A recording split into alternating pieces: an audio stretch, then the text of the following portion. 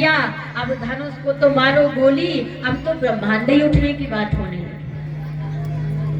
दूसरा कहता है कि भैया अब हमारा क्या होगा। तीसरा बोला अरे मूर्ख, जो सबका होगा सो वही तेरा हो। चौथा बोला मैंने तो पहले ही कहा था कि घर चलो।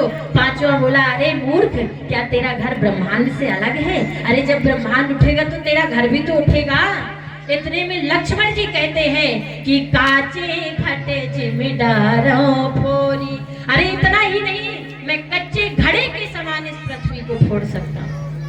राजा बोला भैया अभी तक तो सोच रहे थे उठाएंगे सो उठ जाएंगे, रखेंगे तो रख जाएंगे, अब तो ये फोड़ने की बात कर रहे हैं, हम कहाँ रहेंगे, हमारा क्या होगा? लक्ष्मण जी कहते हैं चिंता मत करो कि लावण्य में से ब्रह्मांड निकाया। अरे पृथ्वी की रचना करने वाला भी मेरे बगल में बैठा है, ब्रह्मांड की रचना करने वाला बगल में बैठा है।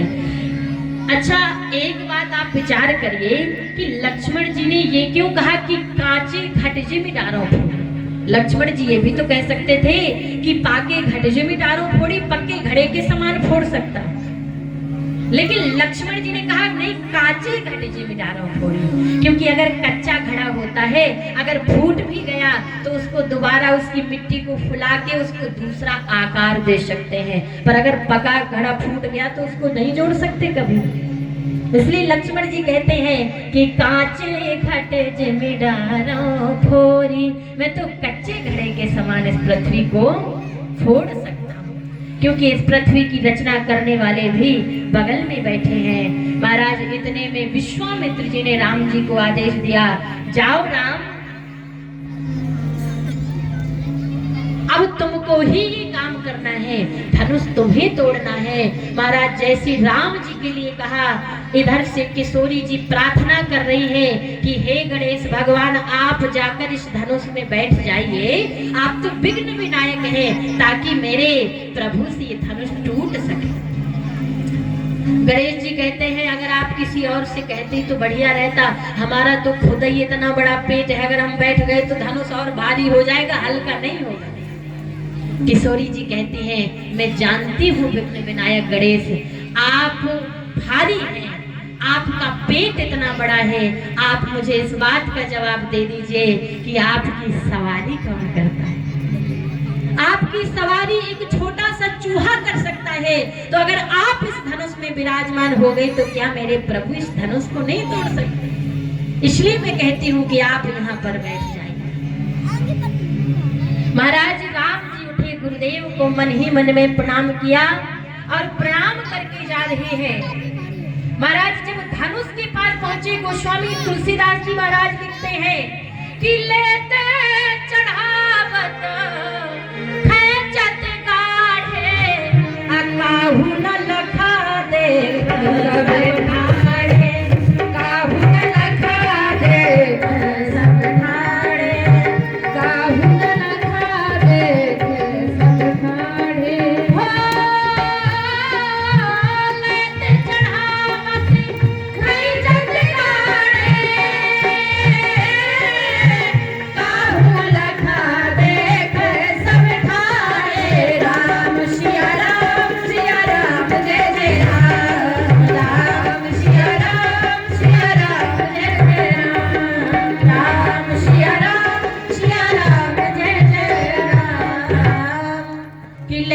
चढ़ावत खेचत गाड़ी, काहू न लखा देख सब ठाड़े।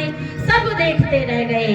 आज मेरे राम जी ने धनुष का खंडन कर दिया और धनुष टूट कर मेरे राघवेंद्र के चरणों पर गिर गया। महाराज किसी ने धनुष से प्रश्न किया क्यों धनुष, तुम्हें तो बड़ा दुख हुआ होगा, अभी तक तुम जुड़े हुए थे और आज तुम तोड़ दिए गए थे। धनुष ने कहा अरे कष्ट तो उसे होता है जो किसी को तोड़ने के लिए टूटता है,